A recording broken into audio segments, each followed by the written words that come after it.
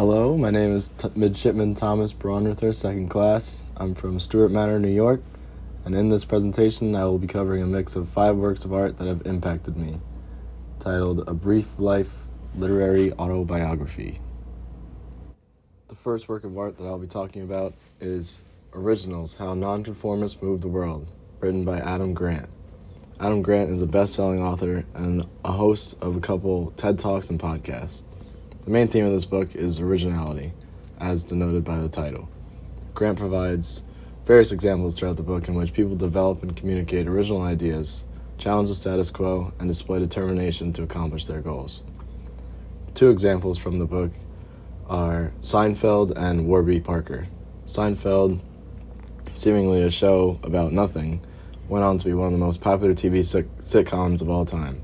Seinfeld originally flopped during its plot and its first few episodes, but the producers kept with it, and the show ended up becoming one of the most popular TV sitcoms.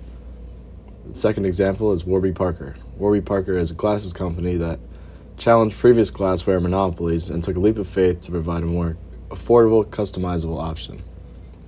This work of art impacted me the most, and here is a passage from it, or a quote. The greatest communicators of all time start by establishing what is, here's the status quo, then they compare that to what could be, making that gap as big as possible. The second work of art that I'll be talking about is Of Mice and Men, written by John Steinbeck. Steinbeck has other works that include The Grapes of Wrath, East of Eden, The Pearl, and The Winter of Our Discontent. Although this book may be a basic choice, it was one of the first books that had a real impact on me.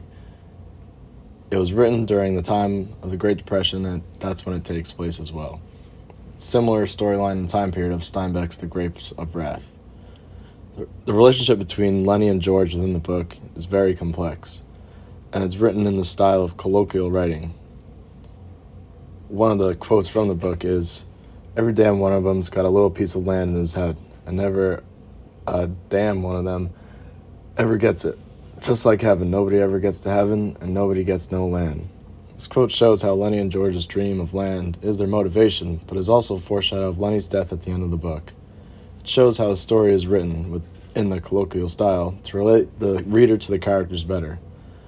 The demise of Lenny at the climax of the story at the end shows Lenny's innocence, but also shows the importance of Lenny needing George and George needing Lenny. The third work of art that I'll be talking about is Atomic Habits, written by James Clear. I read this book last year and it made an impact on me and my daily routine. It exemplifies the concept of motivation versus determination and consistency.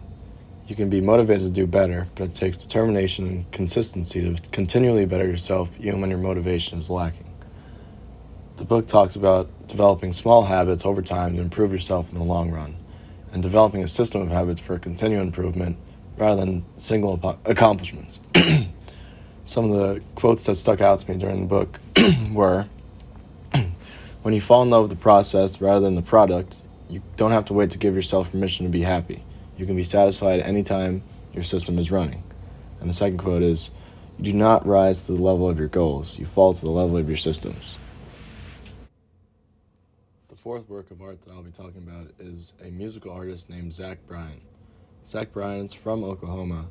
He enlisted in the Navy, and then he started posting videos of himself singing and playing the guitar on Twitter just because he was really passionate about music, and this was his way of expressing himself. He ended up blowing up from one of these videos, and now he's a country superstar. He admits he's not perfect, but explains the importance of seeing things through and improving on his faults, as well as the importance of staying true to yourself. I went to his concert over this weekend. It was a great experience, and his fan base has grown exponentially recently. He's heavily inspired by his mother.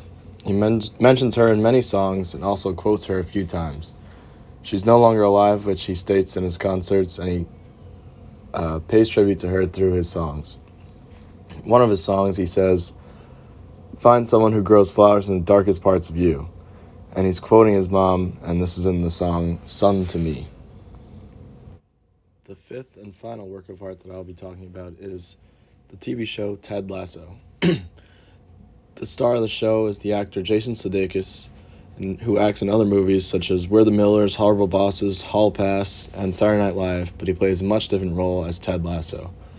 He plays an American football coach that goes to England to coach a struggling soccer team.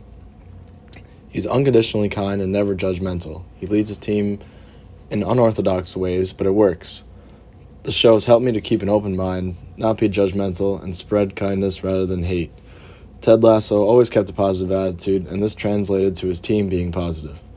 Rupert Mannion's the main antagonist, and Ted Lasso kills him with kindness. Ted Lasso also teaches him not to judge a book by its cover on multiple occasions, and in the end, he wins over him. This has been my literary autobiography, and I hope that you check out one of these 5 works of art if you have not seen or heard of them already. Thank you.